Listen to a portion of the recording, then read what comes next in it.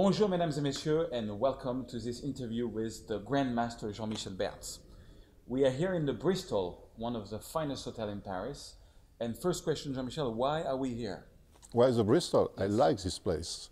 I like Paris actually, but when I'm in Paris, I like to coming into the Bristol because it's a very nice place. And it's actually, I'm very lucky also because here we are in the bar from the Bristol, and I have an art video it's playing every day, every night here, and I'm very lucky to have that. Yeah, it's beautiful. I saw that it's one of the most amazing art video I have ever seen. I really love it. It's a very new technique for me, but I like it. And it's, you know, when you see my picture, my photos, you can see it's very not different. It's very the same. It's just it's like your pictures, but on video. Yeah, in movement. Yeah. I was really amazed by the result. Anyway, so for people that doesn't know Jean Michel Berts, let me just introduce him a little bit. He has been one of my biggest inspirations as a photographer. He is, from what I know, one of the best-selling fine art artists in black and white in France. He has galleries everywhere in the world, including Paris, London, New York, Boston, Tokyo, Berlin. Yeah, I think that's the most places. And he also has 8 art books on Paris. And it's a series called like The Lights of Paris, The Lights of London, The Lights of New York. And it's incredible books. I mean, I can stare at some of his photos for like 15 minutes non-stop. So I'm really happy to make this tutorial with you. I've been wanting to do this for years. So it's a quest coming to an end for me. It really is. And so thank you, Jean Michel.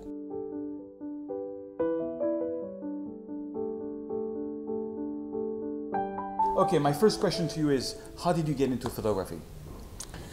Actually, if I look behind me, because I have only worked all my life in photography, I started really at 12 years old when my father gave me, you know, a very small box, a Kodak small box, and I started to going out and take pictures. And from this time, I had a feeling I can capture everything and have for me, and it was a great feeling. And I decided at 12 years old that I will start photography. Cool. I remember you told me also that story that you started actually working and making money from the age of 16 or 17? Yeah, actually I started to work at 16 really. I had a choice to continue my school, but I decided to start directly photography. It was so important for me. Wow, really cool. And so I know you've been a commercial photographer for many years. Yeah. And a few years ago you took the step of being a fine art artist, basically almost only. I think you stopped any commercial work. Yeah. And why did you do that? Why did you stop doing the commercial work to get into fine art photography? So it was not exactly that. I don't stop one day the commercial and start fine art photography. But what is true, with the time and the end, now I take only fine photography. But sometimes I have commercial, but it's because it's really in my way, in a black and white way. And why I changed, I have not really an answer. It's just because when I was in commercial photography, and I had a free time, and in this free time, I had a pleasure to take picture outside because I was a live still photographer, and you stay in the studio all the time, and I needed to go out, you know. And when I was in a commercial photography, people had a possibility to have a look of my black and white photography that I have taken outside, and I had so much enthusiastic people that say, you have to do something with that, you have to do something with that. And I said, no, it's just for pleasure, you know. And at the end, I decided to do something, and I started to find a publisher, and it was a beginning. So you started by publishing books. That's before going to the gallery, you started with the books, or? No, actually I found directly a gallery, and I was very lucky because I found a gallery in Berlin. It's Camera Work.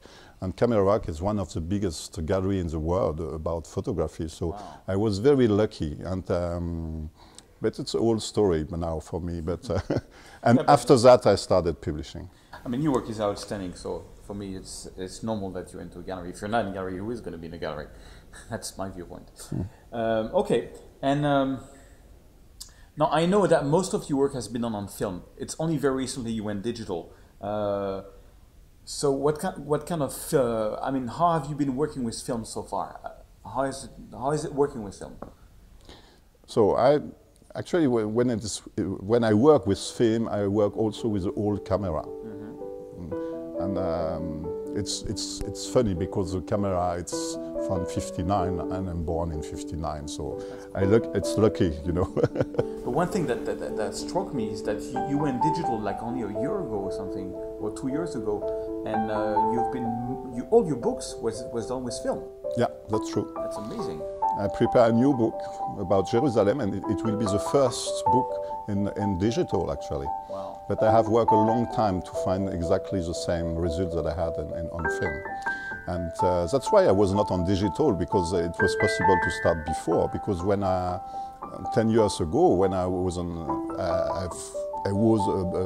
commercial, photography, I used digital film, so not film but digital. So I know digital, but I never find the same results. So that's why I have stayed with film so long. Yeah, one thing I should say, one of the reasons you say that is because you make big prints. Your fine art work is often like 1 meter, 1 meter 50 long, so you need a lot of details. And you were explaining me this story that when you take your film, you had the equivalent of about 100 million pixel camera, right? When you would scan your negative, I don't know how you say that in English, negative? Yeah, it's a film, you say film. The film. When you scan the film, it was the equivalent of taking a 100 million pixel camera. Actually more, but... Really? Wow. Yeah, it's actually 240. 240,000? 240 million. Yeah. Wow, 240 million. So that's why, because one thing that struck me looking at your photos is the details. The details and the sharpness on your photo is really, I mean, I've done big fine arts and I don't have this much detail. And that's, so you stayed on film because of that, right? Because of the quality. Yeah, that was one reason. The other reason is because the deepness is not the same on film and digital. And now you can have the results of the deepness, but you need to work on like Photoshop or every different application to do that. But it's possible. But when you're shooting, you can never have the same results that you have on film. It's different. Okay, what do you mean by deepness? Yeah, it's like third dimension, you know. On film you have more third dimensions that you have on digital. And it changed a lot the last year because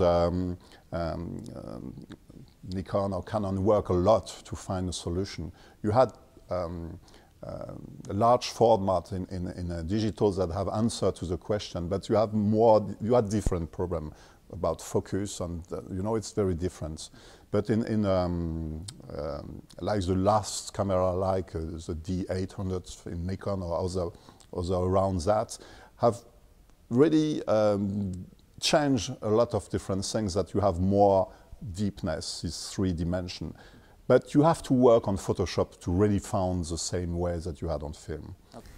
So then when you go out, so when you were in film, it was 1 photo. When you go out in digital, how many photos do you take now? Do you do the same thing, like just 1 digital photo? No, because sometimes when I want to have more detail in the sky or in a shadow, I can take 2 or 3 pictures, the same, with different exposure. Okay. It's like HDR, but it's not HDR. It's very manual.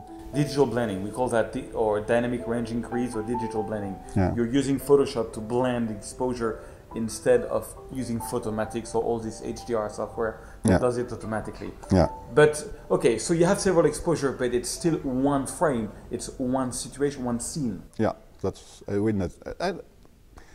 don't know why. I suppose it's because it's like a habitude, It's like habits. Habits, yeah. Okay. Thank you. I have done that, so it's 10 years I take my picture in this way. So I've never seen anybody working like that. You go out, I mean, you live 1 hour away from Paris, you will drive 2 hours, come in the middle of the night, you know what I mean? Yeah. Wait for the sun to come up and take 1 photo and then drive back 2 hours. Yeah. That is 5 hours for 1 photo. You're the only person on the planet that does that, from what I understand. I mean, it's crazy. It's crazy. I really think it's crazy, but it's great. I love the concept because you either have the photo. You know, you can see the photo. And I remember when Jerusalem, you were telling me, don't rush, you know, because I was like taking photos all the time. He says, wait and look. Wait and look and find the photo. You know, it's like Obi-Wan Kenobi in Star Wars, you know. You must find the photo. No, but it's really cool. I love it. Yeah. So, Jean-Michel, what are you going to show us in these video tutorials that are coming up? Oh, that's a good question. I don't remember. No, it's funny. What I want to explain to the people here in the tutorial, it's how we can do a great, a nice black and white with digital, because I suppose it's changed now today, but people have an idea that we need to take picture, black and white picture with film to have the best result. I have worked particularly 1 year in digital to understand what is the best way to have the best result in black and white. And I know today we can do it. So in the tutorial, I want to learn people how to make the best black and white that is possible. Yeah, and I want to say something about that. You know, I'm one of the best seller of tutorials in France, so I'm kind of an expert on black and white and colors. I have studied a lot of tutorials everywhere on black and white, and I discovered your technique a couple of weeks ago. And I must say this, and it's funny because it's so simple, but it's so clever. What you came up with, which is exactly how they used to work in the film days, is the best black and white technique I have ever seen. The best. It's just the drama that it gets from it, the storytelling is just amazing. And so check out the tutorials, you will love it. It's a surprise.